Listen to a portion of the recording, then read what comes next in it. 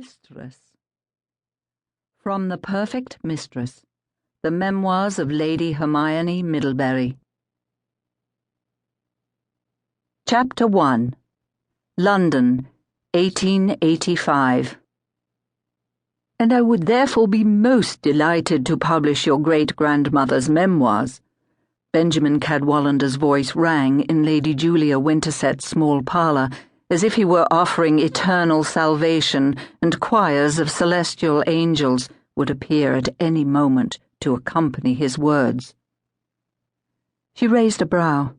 Eternal salvation was not what she sought from Cadwallader and Sons, publishers, but rather rescue of a more down-to-earth nature, financial salvation, as it were.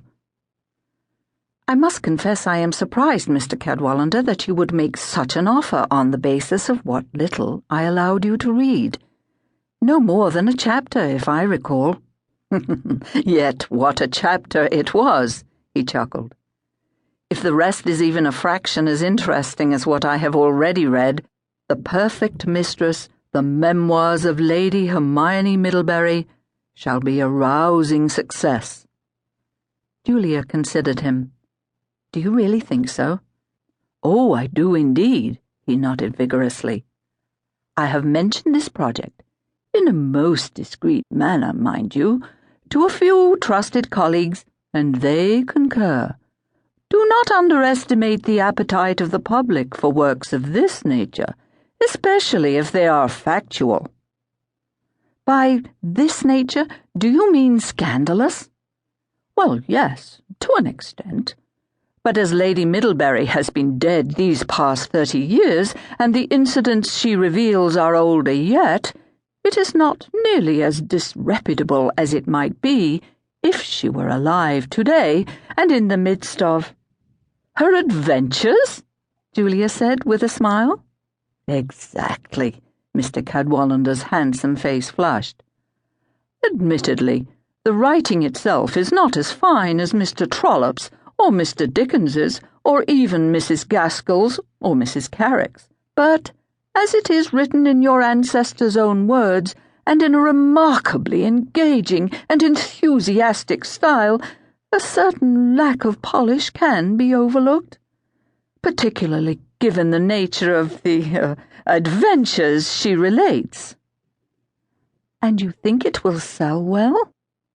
Lady Winterset, he lowered his voice in a conspiratorial manner. Scandal sells books. I predict this will be a book that will be the subject of a great deal of discussion, which will only make those who haven't read it wish to do so. I see. How very interesting. And profitable, he said pointedly. That too, she murmured. There was a time, not so long ago, when she would have considered the word profitable in a conversation somewhat distasteful. Proper ladies did not discuss matters of a profitable nature, nor did they discuss finances with anyone other than their husbands. Indeed, if anyone had asked her before her husband's death 3 years ago if she had a head for finances, aside from administering the household accounts, she would have laughed. But everything had changed since William's death.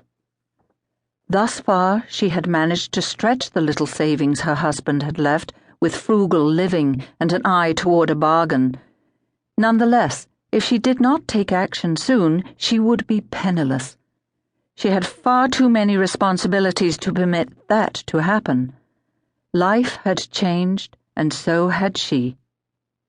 3 years ago, the eminently proper wife of Sir William Winterset would have been shocked at the very thought of making public her great-grandmother's scandalous remembrances, even if she had no idea of the work's existence until recently.